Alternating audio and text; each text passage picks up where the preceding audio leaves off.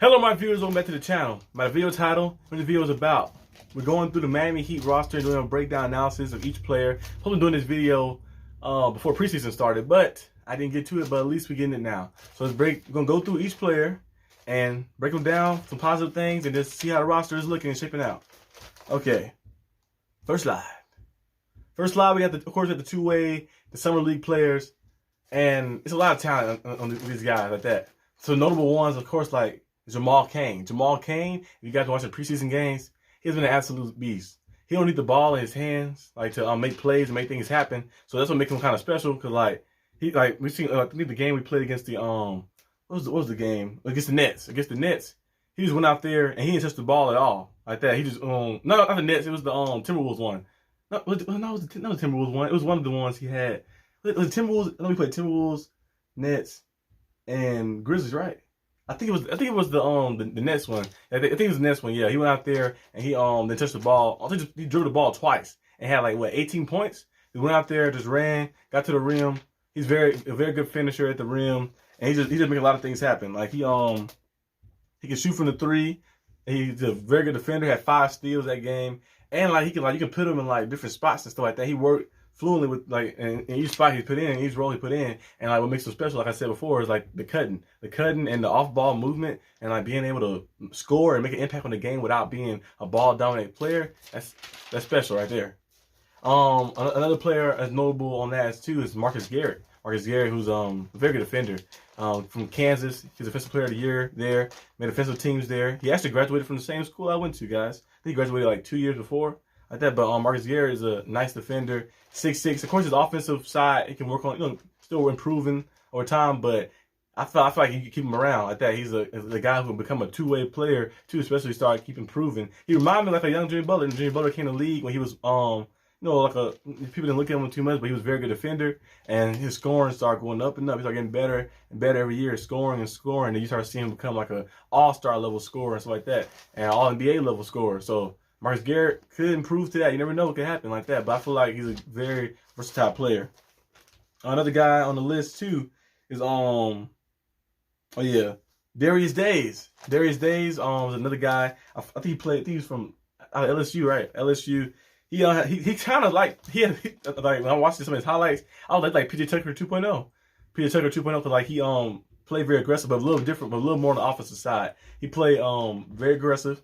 He's a good rebounder, spot up shooter. Get to his spot, he can let it fly, and he plays. He's very good at posting and getting to the rim and stuff like that. And he's a good defender too. He hit that PJ Tucker frame too, like that, where he's not like a super gigantic tall 4 or 5 like that, but he's a one is more versatile level. I think he's 6'6", 6'7" around that size, but he's very solid and got a nice frame, so he can be used in different ways. And I feel like, I don't know, he might not make the team on here, but he might stick around maybe on the G League or something like that. So we can see how it develops and stuff. Cause some of these guys right here might not all make the team. I think probably Kane, you gotta keep Kane around. So Kane might get a two-way. I think you can get the 2 players, something 2 ways. I think 2 or 3 players. So Kane might have to take somebody 2-way, really. I think Kane and Marcus Garrett are the guys you can keep around because they're very versatile. You can put them in different spots and stuff like that, and I feel like it'll work out pretty well. But yeah, those are my assessments on the 2-way and the superstar and the summer league players like that. They're a lot of talent there. The Miami Heat do a very good job at finding talent. Of course, okay, starting with of course the OG UD. He know what his role is. Go out there. He instill, but he still practice with them too. He still practice with them and bring that intensity in practice so they can know how to set the tone in the game like that. He's the OG. He's been here for this is 21st season, 22nd season, I think 21st, 22nd season. Been here for a while like that. 3-time NBA champion. He has some good moments too in his career too, coming in, helping us defend some of those bigger power forwards. Sticking up for the guys and being a leader. I mean, that mentorship over the past couple of years, actually, too. But the OG, Udonis Haslem, he knows what his role is. Of course, he probably like to go out there and play. He might not can play to the level he used to play at, like being a good defender. But you'll see him occasionally like that. Maybe 4 or 5 games like that down the line like that. But if this is his last year, you probably see him a little more. And I say they let him get a full go, coming close to the end of the season. But the OG man, like that, when he finished, I don't know. I think he said he's going to take it to Omer ships like stake into the franchise and stuff. So it'll be nice like that. OG Udonis Haslem has been an absolute like inspiration, you know. And not everybody get drafted high up. Not everybody has all the skill set to be like a 25 points per game score, but he found a way to maintain his role and stay on the team and stay relevant within the role to the team and like just buying in and like winning championships and stuff. And it's an amazing thing to see. Haywood Highsmith. Haywood Highsmith is the next sniper. I did not know Haywood Highsmith was 6'7". I think he's 6'7", 6'8" I did not know that. I thought he was like 6. He looked on the court like he's 6'4", but I know he was 6'7", 6'8" like that. But this man's a elite little sniper. He's a great shooter.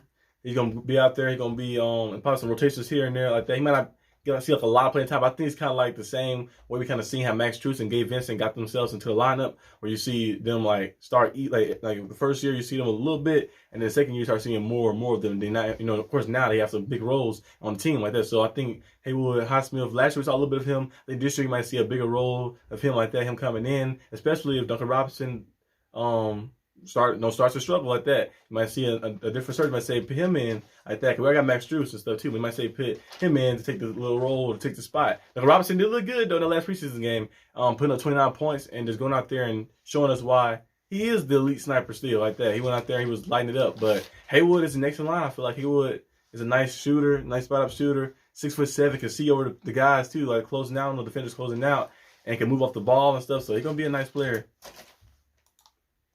Nikola Jovic, the secret weapon. That's what I named him, the secret weapon, because if you watch his highlights, you know, of course in the summer league, of course when he played, we played in the Europe like that, not college, but European league, and you watch his summer league stuff, and then you watch his preseason highlights. This man is a unicorn. He's gonna be one of them unicorn like guys like that. Now I'm not saying he's a Jokic or Luka or Porzingis yet like that, but I feel like he can be up there with those guys like that. Because this man right here is, for a 6'11" guy, he can handle the ball very good. He's like a point center really. He's 6'11", handle the ball very good. He can stretch the floor. His shooting, his shot is nice like that. He can get to the rim, finish at the rim, and he's a nice very good playmaker like that. And only thing that you probably see is bad about his game is the defense. Like that, he might not be the best defender in the world. Now, that's not to say like he's gonna just get knocked off like that, but he's like an alright defender like that, but his offense make up for that. He's gonna be a very, very good player. And you know, like he kind of like ease players into things, so you might not see a lot of him early on. But if he get, you know things happen in the season. I see him probably see him around like the mid-season, like mid-season, close to the end. Like you might see him more often. If he can make an impact, he might get maybe put in a rotation. You never know what can happen like that. But hopefully he develop into the player we know he can be. Like, cause this man right here is gonna be a very, very if he can develop to like that level, like a 20 points per game score, we can win the championship with that. Like that, cause but looking at this, watching his like highlights and just seeing him play on the court and how he move and like how he's so like it's just like a natural. He's a natural. He's only 19 years old too. They say he just turned 19. I think was it last month or a couple months ago like that. And man, only 19 years old. I'm 21. This man is younger than me like that. And he out there balling. He was playing professional in the European League and then got drafted. To us, it was a very good pickup like that. And he's gonna be a very good player. That's why I call him a secret weapon. He's gonna be our secret weapon, especially if he get implemented in the rotation later on. It'll be very good. Next up, Duncan Robinson, the sniper. Of course, I mentioned Duncan Robinson already. Duncan Robinson, aka Sheen, the sniper right there. You know, he's a elite level shooter. He's been in the slump kind of the past few years. You know, haven't been the level we know he can be at. But I feel like he can get back to that level like that. Get back to that level after the off season and just working on his game more. One thing I see about him lately is his defense has improved a little bit more. Every year I ain't saying he's the best defender ever, but every year his defense has improved slightly every year like that. And then his off the ball movement always been good, and his ability now to like put the ball on the floor a little bit here and there too. Like we see him pump fake, put the ball on the floor and get to the rim. I'm like, okay, I like that, like a little floater shot or like a little jumper in the mid range. If he can like kind of master that and kind of open up his game a little bit more, like pump faking, getting like that, gonna be very dangerous. Like that, it might be something simple, but it'd be very dangerous because like a 3-point shooter, guys closing out. They know you can shoot 3 if you're wide open. Don't leave them open. And they closing out on you. You can like pump fake and create your own space and get an easier shot close up or something like that, and just like make it very difficult for them to guard you. They're gonna open up a lot for the offense, open a lot for himself as well, to more scoring opportunities. But I think he can get back in the groove and hopefully get back in the groove and like be at elite level, shooter that we know he can be. Dewayne Dedmon. I ain't gonna lie to you guys. I'm not a big fan of Dewayne Dedmon. I was a fan of Dewayne Dedmon when his first year here. I think we need some size like that, but it's kind of like, kind of like a transition. Transition and defensively, he kind of get beat a lot of fouling and stuff like that. But overall, I think he's still a solid player. But I think like the scheme that Coach Spro's trying to run a little bit, it works for him sometimes. But sometimes you see like in the playoffs, you're like, okay, you see how it don't work like that. We're trying to run like the small ball and like the zone defense. It don't work when you have a guy. He's good at guarding in the paint, like here and there, like that. Like being a solid defender in the paint, but around the perimeter, that's when like you kind of lose it. But like you have a guy like Bam.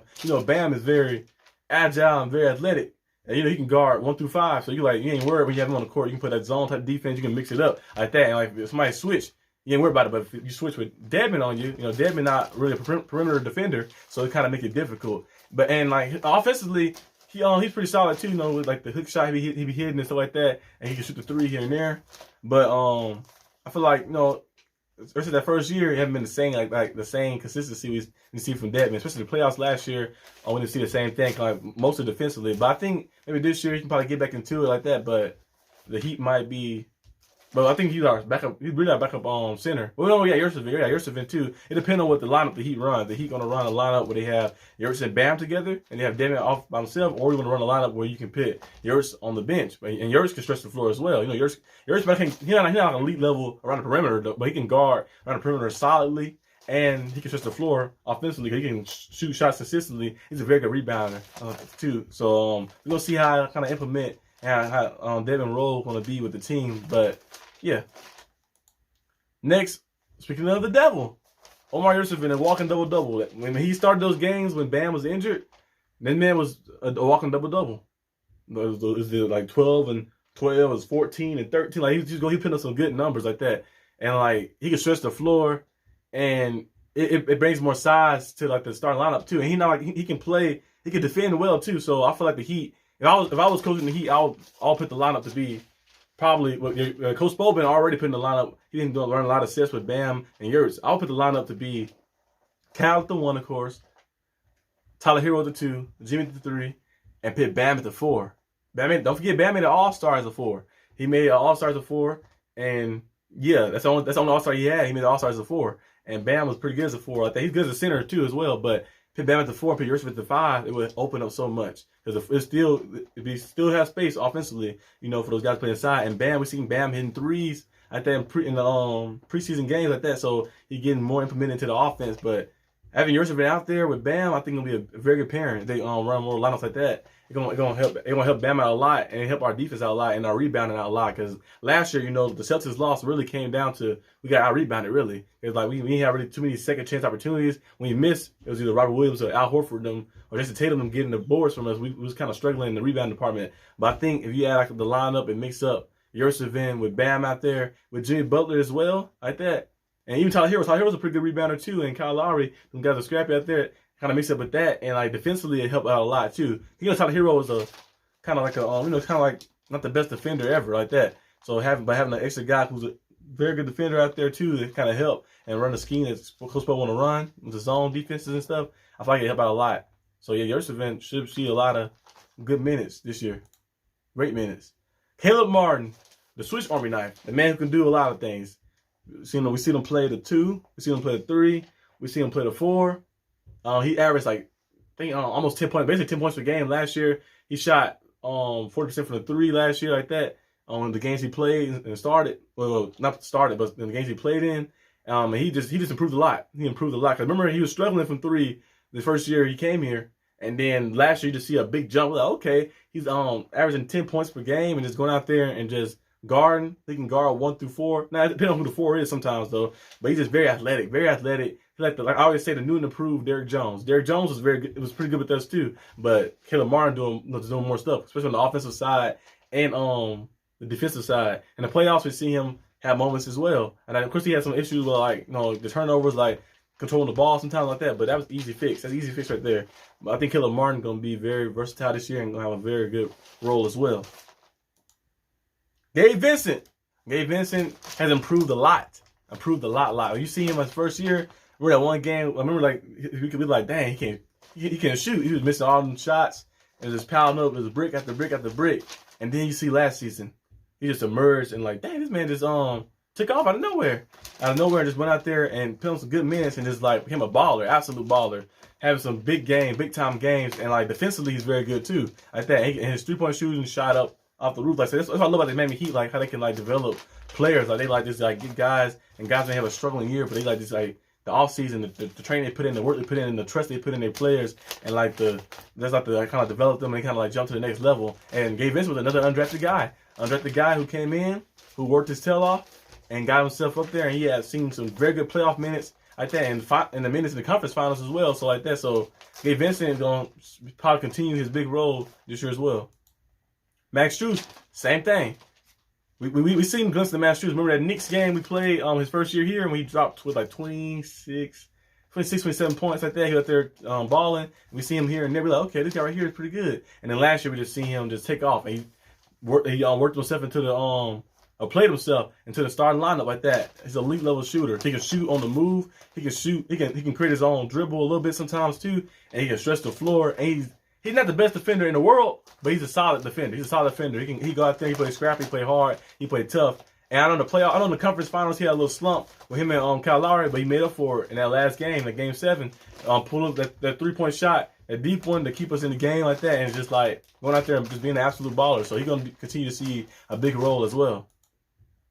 Kyle Lowry, Chaos, whatever you want to call him, like that. You've seen him slimmer. He's been slimmer and quicker. Watching him in preseason, that one game he played, to see how fast he moved and how he moved in transition. That's the Kyle Lowry we're waiting to see. Remember the hamstring injuries got to him. He was in they were saying he was in the best shape and stuff like that. But he out there, he's slimmer, he's in shape, hamstrings are healed up, and he out there just balling out there. He's moving quicker, and in transition, Kyle Lowry had to move the ball, push the ball. And that fast break points is what helped us get the number 1 seed. Later in the season, kind of the injuries got caught up to him. But I think this year, with the more players we got too, and the players developing and making a leap and stepping up, and with Kyle Lowry being healthy and being back in shape, it's going to be a very, very good year. I think Kyle Lowry going to have a respectable year this year as well. Last year, he scored like 13, 14 points per game, but I think this year he can probably get to 15, 16-ish like that, and be maybe almost a double-digit assist like that, especially with him moving and pushing the ball in transition. That was a big key factor of us scoring so many points. Like when defenses wasn't, our offense is pretty good, but I wouldn't say it's like very, very good like that. Because when we like I said, offense, we don't score the best. But when we on the move with all the athletic guys we got on the court like that and pushing the ball down the court, we can create some mismatches. We can get out there fast. And we can put some points up. And now we kind of lack that in the playoffs a little bit because of injuries and stuff like that. But I think now with guys coming back healthy, like of course especially Kyle Lowry, and we kind of implement that more, it'd be very good. It'd be very good to see. Victor Oladipo. Depot finally gets a full off season to prepare himself. The last offseason, he was rehabbing an injury, so he couldn't really train like he wanted to. And he came back late in the season and played 8 games. He dropped 40 in one of those games, but it was different. And he helped us close out the Hawks with his 25 points. And then we see him in the playoffs against the 76ers, playing amazing defense. And you just see him like how like every game was getting better and getting more in tune. But now with a full off season to train, prepare, and to come back, he probably made that Tyler Herro role that Tyler Herro was in last year. He was a 6th man. I can see Oladipo doing basically the same thing, but with more defense as well. I can see him out there averaging maybe 18 to 21 a game off the bench and be elite level defender. He probably play starter minutes, most likely. He might come off the bench, but he's playing starter minutes. Probably one of the guys in the closing lineup because his defense is very good and he's a very crafty player like that. But it's great to see Oladipo back in full force, full health, and to see him play a full season with us and the playoffs, so he can be already warmed up for the playoffs and stuff. It's gonna be a nice thing to have, for sure.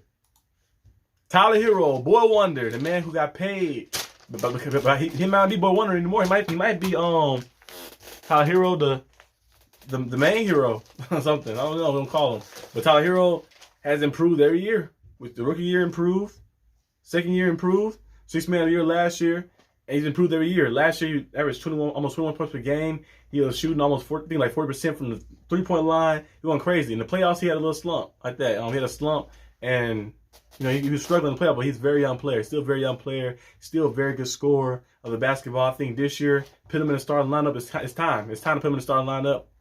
Let him go out there, let him ball out, and show why we got on team. He's a very good player. He's a very good player like that. Of course, everybody has slumps. Everybody has bad games and bad slumps that happen like that. But he's gonna learn. His rookie year, he learned because he was playing his rookie season got cut in half with the COVID stuff. Learned in the playoffs, and every year been in the playoffs ever since too. Like made a big run first year, and then the second year had a big run too, like that. And just like there's more experiences adding underneath their belt, and they're getting better and better every year. So I think this year it's time to see Tyler Herro put up that 23 to 25 points per game. Really, we can see him putting that up for sure, like that. I think he'll be out there and be the pure scorer that we need for the team.